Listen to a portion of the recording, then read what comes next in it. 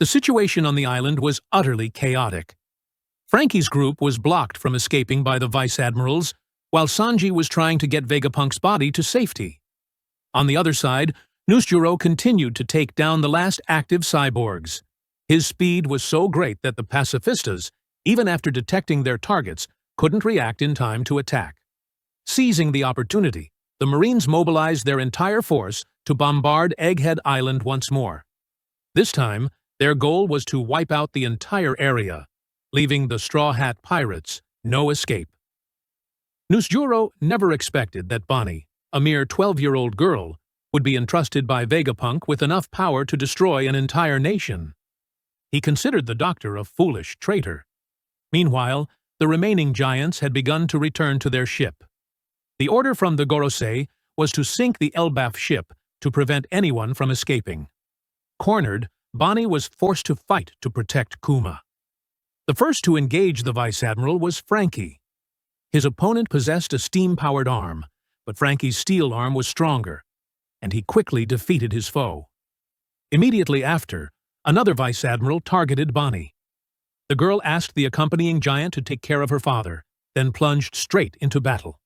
When her opponent called Kuma a weapon, Bonnie's anger erupted.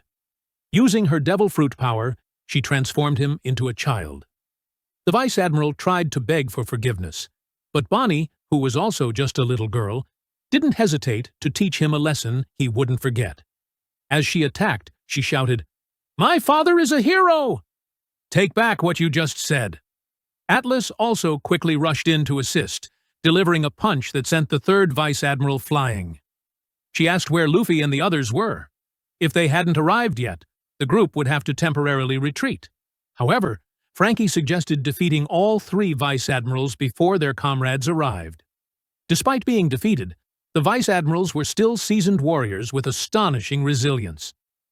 The scene shifted to Marcus Mars. With his colossal body, he terrified York to the point of tears, constantly begging for her life and crying out, "I don't taste good. Please don't eat me." Marcus Mars angrily roared, but the girl continued to cry. Finally, he broke her shackles, freeing York to calm her down. Then, Marcus Mars asked York to take him to the room appearing on the screen, where Vegapunk was broadcasting the video. Since York was also one of Vegapunk's clones, she must know the location. Having no other choice, Marcus Mars used his massive beak to grab York's body and flew off. Meanwhile, the video Vegapunk had prepared was still playing. However, he had not yet revealed the most important thing, perhaps waiting for the right moment. Shaka asked, "Aren't you having coffee?" Vegapunk replied calmly, "I'm very sensitive to hot things." Only 4 minutes remained before he would reveal the truth about the world. At the same time, Marcus Mars had brought York to a room that looked exactly like the one in the video. She confirmed, "This is it. They filmed here." Hearing this, the giant bird opened its mouth, blowing out a powerful stream of fire, incinerating everything around. He believed that if he destroyed everything, Vegapunk's broadcast would be cut off. York frantically rushed to stop him, shouting that destroying this place was useless, because the video was still playing, proving the transmission device was not here. She began to deduce if she put herself in Vegapunk's shoes, he would surely hide the original device somewhere safer. But if Marcus Mars continued to wreak havoc, the consequences would be extremely serious. She warned that the second floor of the building was the weapon deployment area, the first floor was the energy plant, and the third floor was filled with high-pressure gas cylinders. If those exploded simultaneously, all of Punk Records will be blown away.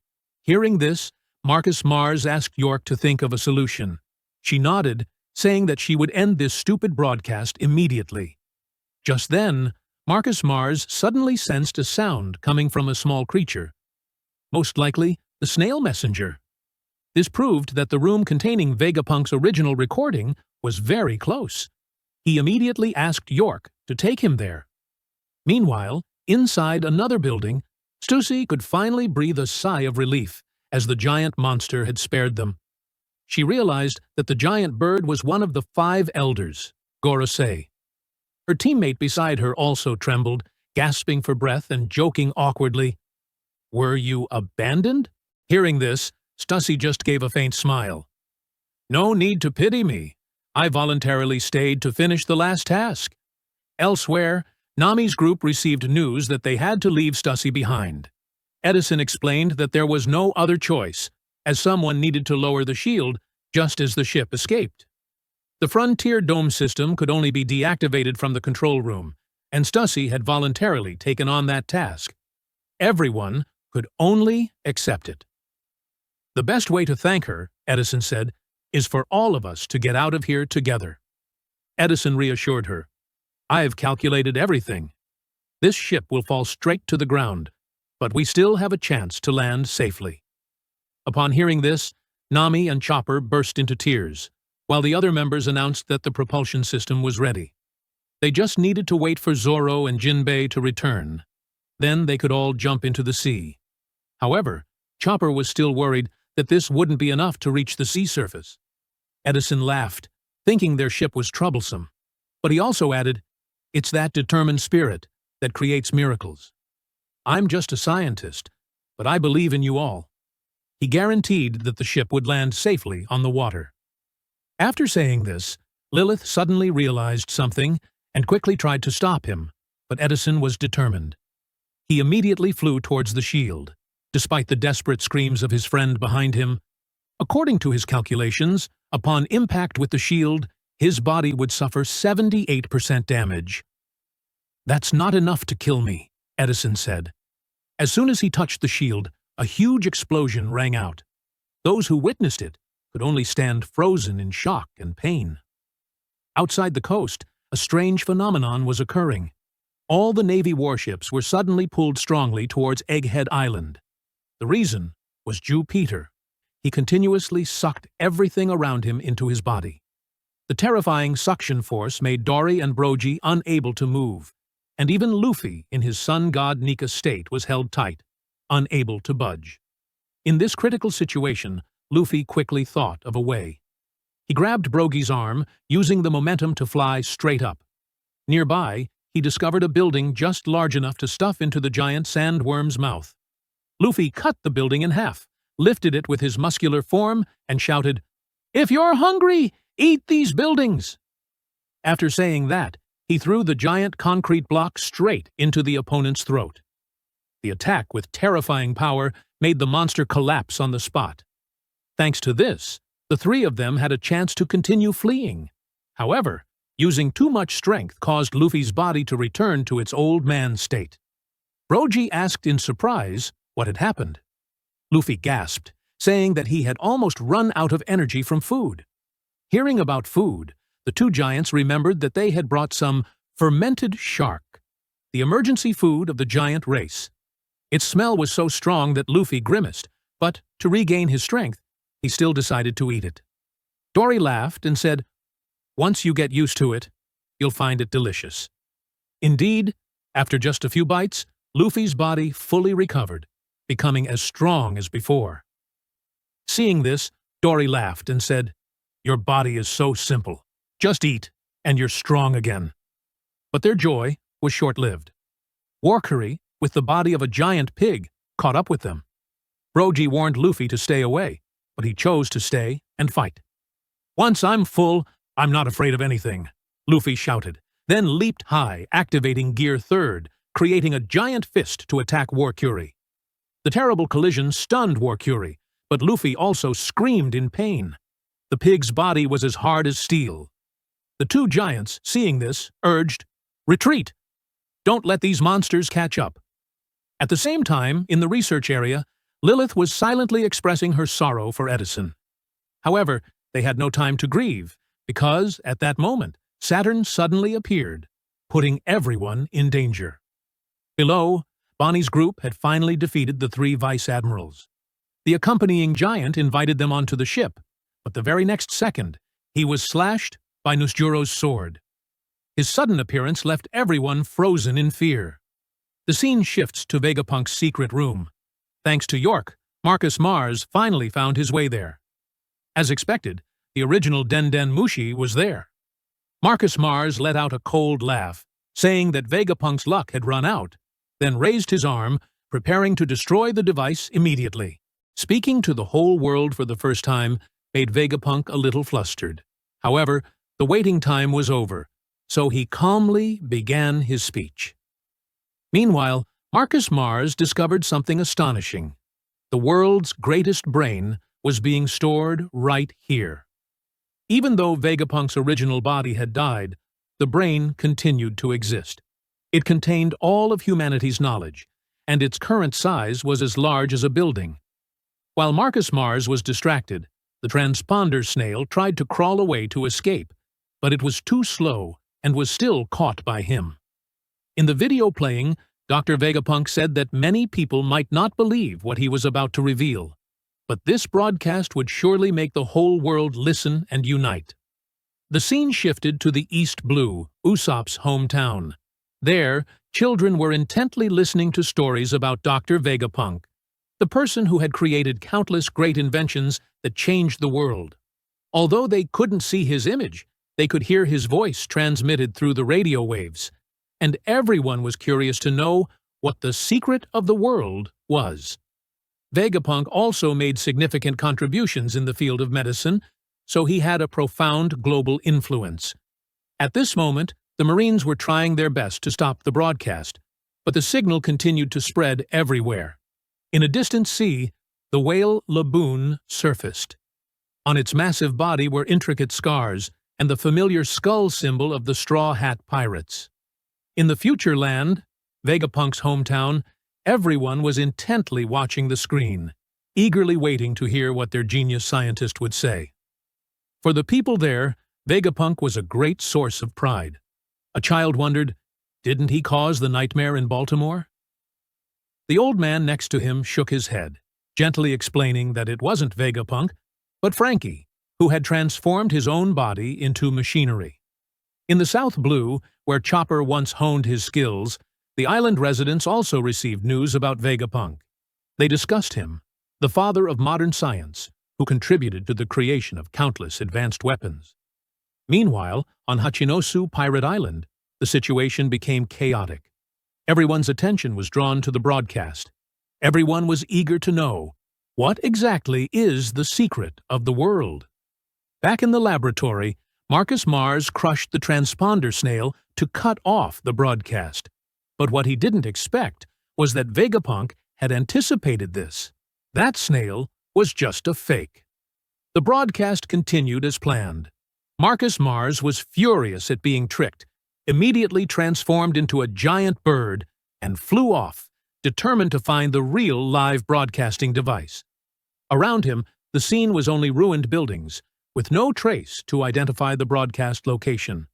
The next scene shifted to where Luffy and the two giants were trying to escape. Behind them, Warcury was still relentlessly pursuing. No matter how many times it was defeated, the monster recovered, as if it had never been injured. Warcury contacted Marcus Mars, asking if he had found the broadcasting device yet. The giant bird replied that Vegapunk had hidden it too well. The Gorosei began to worry. If things continued, all the world government's secrets would be exposed. Marcus Mars swore he would find it, but needed more time.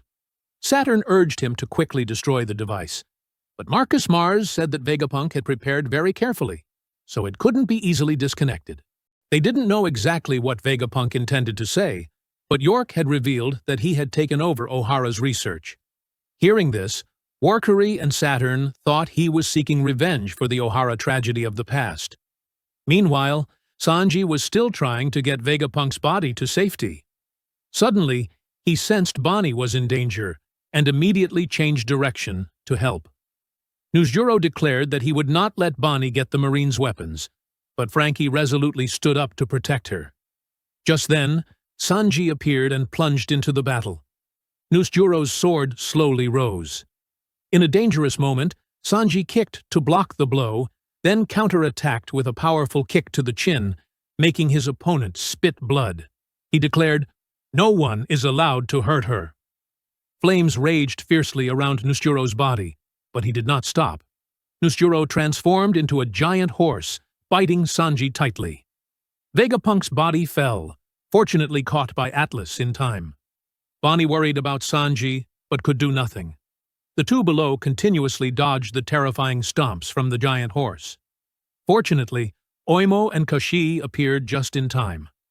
After realizing that the other group were allies of the Straw Hat Pirates, they immediately rushed to assist, holding Nusjiro's body tightly so Sanji could escape. However, the opponent's strength was too great, causing even the two giants to struggle. Seeing this, Bonnie transformed into a giant form, joining them in battle. Nusjiro transformed back into human form, continuously slashing with his sword. But Bonnie, with the advantage of her giant size, did not flinch. During the broadcast, Vegapunk admitted that he had committed 2 major crimes, so he might be arrested or executed. That's why he recorded this video and set it to play automatically when his heart stopped beating, which meant he was dead. The news stunned the whole world. Everywhere, those watching were shocked. 2 former colleagues who had tried to overthrow Vegapunk also couldn't understand why he chose this path.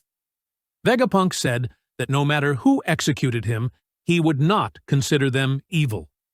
In Nami's area, the Straw Hat crew was facing Saturn.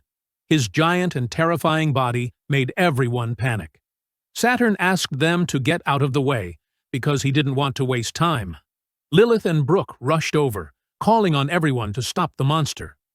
Chopper tried to take Robin to safety, but she refused, determined to stay. In Robin's mind, the voice of the one who had ordered the destruction of Ohara still echoed. The opponent quickly recognized her as Nico Robin, the last survivor of Ohara, and the one Akainu had failed to kill. Nami was surprised, not understanding why the opponent knew Robin's past so well. Lilith explained that he was one of the 5 elders. The giant monster immediately attacked Robin, forcing the others to take the blow. Nami ran to carry Robin away, while the remaining crew members unanimously declared, "No matter what happens, we will definitely protect her." Meanwhile, Luffy was still fleeing from pursuit. Warcury asked Marcus Mars about the broadcast location, but he still hadn't found it. Jew Peter was also searching all over the ground without finding anything. No one expected Vegapunk to cause so much trouble. Off the coast, Navy warships continued their fierce bombardment. The entire island was on fire, but nothing could stop the broadcast. Vegapunk said that his statement might make many people laugh, but nevertheless, everyone had the right to know the truth. In another room, York was trying to find the broadcasting device. She was confident that, since she was also a Vegapunk, she would soon find it. However, too many fake transponder snails had been set up beforehand, making it impossible for Marcus Mars to distinguish the real ones. When someone suggested destroying the power plant, Saturn immediately objected because it would cause immeasurable consequences. Finally, Vegapunk delivered a conclusion that shook the entire world. All continents on Earth would be submerged to the bottom of the sea. That statement silenced everyone. The Gorosei were collectively enraged, while people all over the world could only watch in stunned silence. At Marine headquarters, everything became chaotic after hearing Vegapunk's announcement. They couldn't believe that the entire world would be submerged under the ocean. The scene then shifted to a pirate town, where all of them disbelieved Vegapunk's words, thinking he was using his own death to cause chaos in the world. How could the whole world sink into the sea? However, many people still put their faith in Vegapunk, just like the residents of Water 7. There, the water level rises significantly every year, and soon the city will be submerged. What they couldn't believe was that not only this place, but the entire world would be submerged by seawater. The information had begun to spread everywhere, even in Impel Down, where Doflamingo burst into laughter upon hearing the news from Vegapunk. He asked Warden Magellan what he would do if the prison was flooded, as their responsibility was to keep the prisoners safe. Magellan admitted that the place had fallen into chaos when the sea level rose by a few meters, but to submerge the entire world in water was truly unbelievable. Doflamingo suggested that if the water rose by just 5 meters, most cities would suffer heavy damage, and he asked if they should move to higher ground, hinting at Mary Joyce. In the Ryugu Kingdom, they had also heard the information from Vegapunk. Princess Shirahoshi was extremely worried, asking her father if Vegapunk's words were true. The king was unsure, but said they would have to prepare for the upcoming disaster. Back on Egghead Island, Marine soldiers were furious at Vegapunk's baseless declaration. They believed the greatest scientist was lying, and that this would throw the world into chaos. Above, Marcus Mars was still flying around, searching for the source of the video broadcast. He asked the others to destroy all the transponder snails before Vegapunk revealed all the important secrets. The situation with Bonnie and Nami was very tense. They had to face the powerful Gorosei. As for Luffy, he was still being chased by Warcury. He transformed into Gear 5 to attack the enemy. Those who wanted to stop the information Vegapunk was broadcasting were trying to find the location of the original transponder snail. York had searched everywhere, but couldn't guess where Vegapunk had hidden it. The genius scientist continued to talk about the information he had found. According to his calculations, just a few days after recording this video, the world would experience an unusual earthquake, shaking the entire world. Upon hearing this, many people began to believe that the scientist's words were true, as an earthquake had indeed occurred just today. As a result, the sea level would rise by about 1 meter worldwide, and some islands would be submerged and become uninhabitable. Beaches worldwide would also disappear. Now, everything Vegapunk predicted had come true. This made the pirates who initially mocked him feel scared. Next, Vegapunk wanted everyone to listen carefully to what he was about to say. The earthquake that shook the entire world was not a natural phenomenon. At this moment, Saturn was extremely angry that Vegapunk was about to reveal important information. He continuously attacked the members of the Straw Hat Pirates. Nami then counterattacked with lightning, and the rest of the group also rushed in to drive the monster away. However, all wounds healed instantly, and Saturn attacked continuously without stopping. He used his giant spider legs to slam down, and the pressure from the blow blew away Nami's entire group. Seeing this, Robin tried to use her devil fruit power to create a net of arms to catch her teammates. At this moment, Vegapunk was talking about his desire for peace. After defeating Nami's group, Saturn did not kill them, but quickly ran in another direction. This confused Nami, who thought they were his target.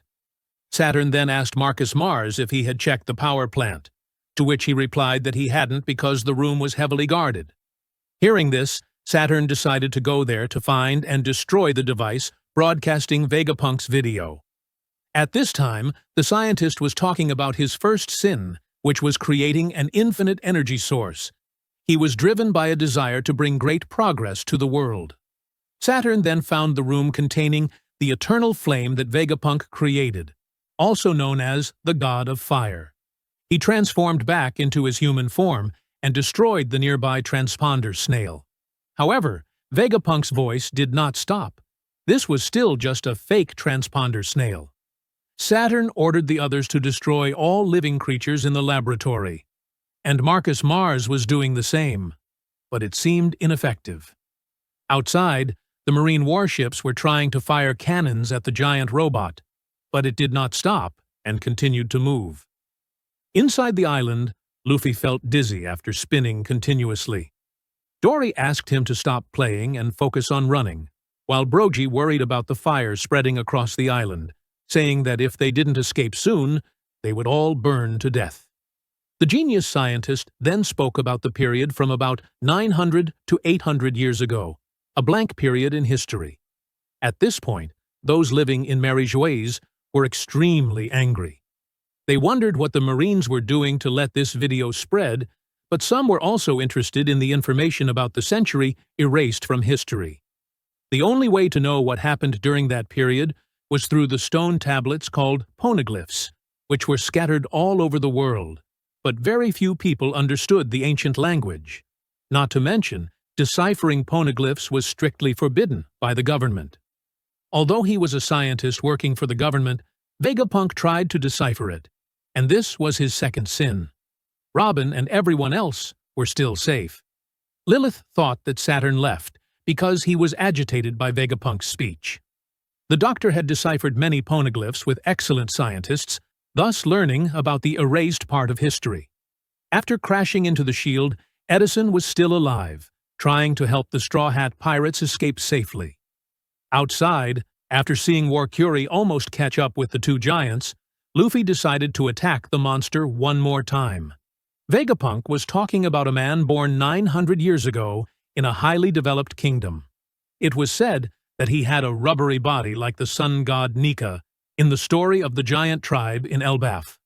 That man's name was Joyboy. And now, the one with that power was Luffy, who delivered a powerful punch to the giant monster's face. However, his arm was also burned by the flame. Seeing this, Brogy and Dorry laughed loudly, thinking that Luffy never learned his lesson, as he had been burned before when hitting the other monster's body. According to Vegapunk, Joyboy was considered the first pirate on the high seas. The scene shifted to the peaceful land of Wano, where little Otama and others were listening to news from Vegapunk. Thanks to Orochi's transponder snail, they would know what was happening out there. They knew nothing about Joyboy, but Otama wanted to see Luffy again. Vegapunk continued to talk about the information he read on the poneglyphs. It was about a great battle between Joyboy and the world government of today. More precisely, it was the predecessor of the world government, consisting of 20 kingdoms forming an alliance. This means that Joyboy's pirate faction was so strong that nations had to cooperate to fight against that man. Vegapunk could not find out the cause of the battle. All he knew was that Joyboy was born in an extremely advanced civilization 900 years ago. The weapons used in the previous battle far exceeded the capabilities of current science, and were considered ancient weapons. At this time, Nami was trying to call Zoro and Jinbei back. They noticed that the clouds around them were moving. This was what Edison was talking about when he promised to help them land safely in the water. If the clouds continued to expand until they were parallel to the water, they could slide down and leave this island. Inside the control room, Edison was praying for the members of the Straw Hat Pirates to escape safely and not to be caught by the world government,